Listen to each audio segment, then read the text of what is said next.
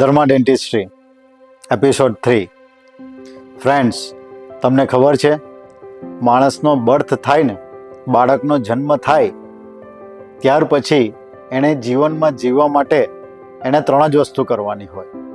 સૌથી પહેલી વસ્તુ શ્વાસ મીન્સ બ્રીથિંગ, સેકન્ડ ઇઝ આહાર એટલે ફૂડ, અને થર્ડ ઇઝ વિચાર means thought.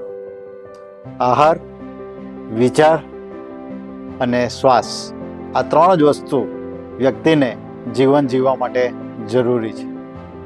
whenever there is a developmental problem happens, the reason behind any developmental problem or any growth problem or any disease, one of the reason is either of these 3 factor.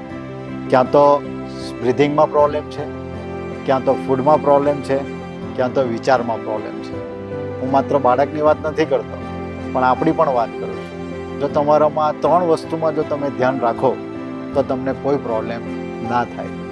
So there will be a series of education for all of you.